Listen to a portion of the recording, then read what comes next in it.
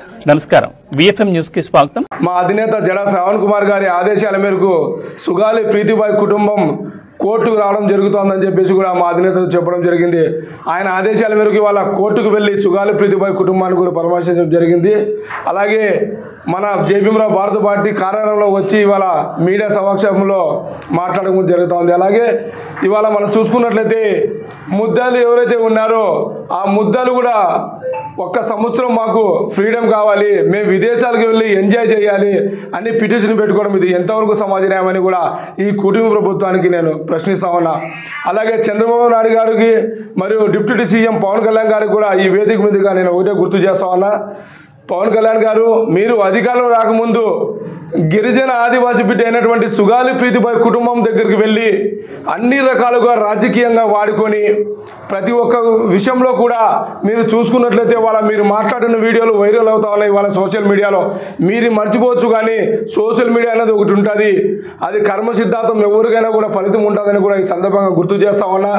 మీరు ఏదైతే గతంలో సుగాలి ప్రీతిబాయ్ కుటుంబానికి మేము అధికారంలోకి వచ్చిన తర్వాత మొదటి సంతకం సుగాలి ప్రీతిబాయ్కి అత్యాచారం చేసినటువంటి నిందితుల్ని ఉరి తీస్తామని చెప్పారు, ఆ సంతకాన్ని కూడా మీరు అమలు చేయకోకుండా కాలక్షేపం చేయడం ఇది ఎంతవరకు సమాజమని కూడా ఈ సందర్భంగా నేను ప్రశ్నిస్తా ఉన్నా।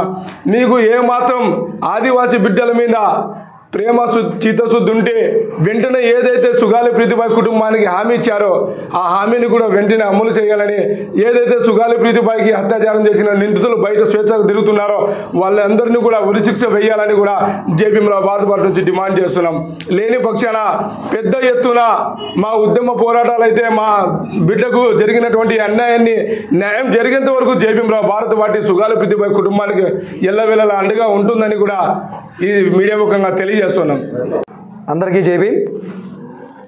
ఈరోజు డిప్యూటీ సీఎం, రాష్ట్రానికి డిప్యూటీ సీఎంగా ఉన్న గౌరవ శ్రీ పవన్ కళ్యాణ్ గారు అధికారంలోకి రాకముందు గిరిజన ముద్దుబిడ్డ ప్రీతిబాయ్ కేసుని నేను సిబిఐ ఎంక్వైరీ చేపించి దగ్గరుండి నేనే అధికారంలోకి వస్తే నిందితుల్ని కఠినంగా శిక్షిస్తామని చెప్పిన డిప్యూటీ సీఎం పవన్ కళ్యాణ్ గారికి ఒకటే చెప్తున్నా, ఈరోజు మీరు హెలికాప్టర్లో తిరిగి ఏదేదో పనులు చేస్తున్నారు, మీరు చేసే పనులు ప్రజలు అన్యాయం అవుతున్న దాని మీద పెడితే ఈరోజు మీకు కూడా మంచి పేరు వస్తుందని చెప్పేసి పవన్ కళ్యాణ్ గారికి చెప్తున్నా।